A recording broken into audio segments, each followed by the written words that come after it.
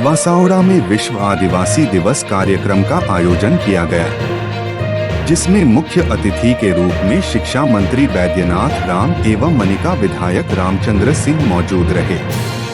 कार्यक्रम की शुरुआत शिक्षा मंत्री बैद्यनाथ राम के द्वारा पौधारोपण कर किया गया। तत्पश्चात कार्यक्रम की शुरुआत की गई। वही शिक्षा मंत्री ने कहा कि सभी आदिवासी को संगठित रहना है।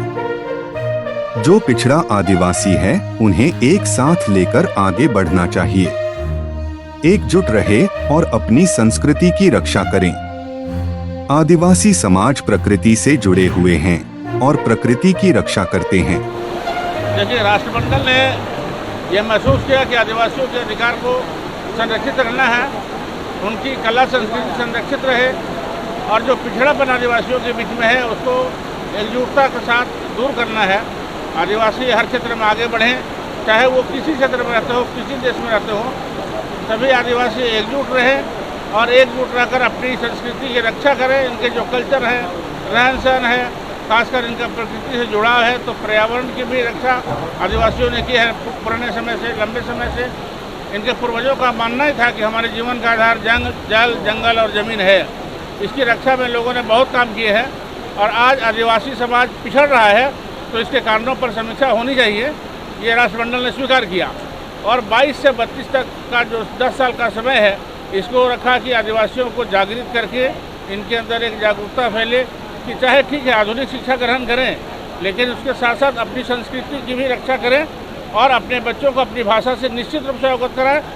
शिक्षित होकर ही अधिकारों की रक्षा हो सकती है, इसलिए बल दिया गया है शिक्षा पर।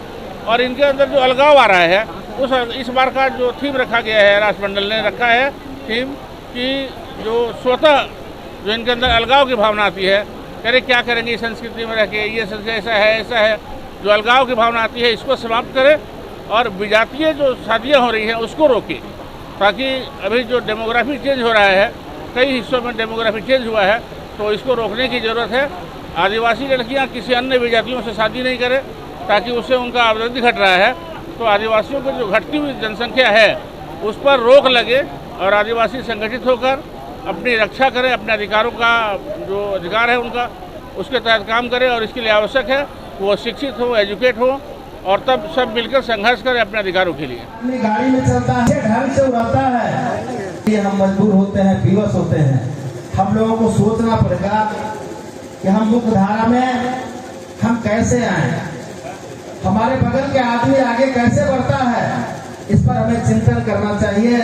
उन्होंने कौन कौन से काम किया और वो काम करने के बाद वो आगे बढ़ा, तभी हमारा समाज, हम सब लोग आगे बढ़ सकते हैं।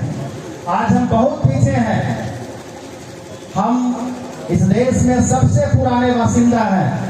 आदिवासी जो हैं इस देश के मूलवासी हैं, यहाँ के रहने वाले हैं। फिर भी यहाँ के लोग जो मूलवासी हैं, यहाँ के रहने वाले हैं, इसके पीछे हम लोग को झांकना होगा, इसके पीछे हम लोग को देखना होगा।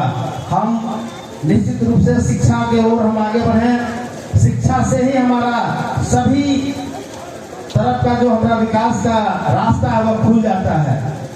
और शिक्षा में सिर्फ हम नौकरी में भागते हैं, हमें हर चीज में भागना चाहिए और हर ओर हमें जाना चाहिए।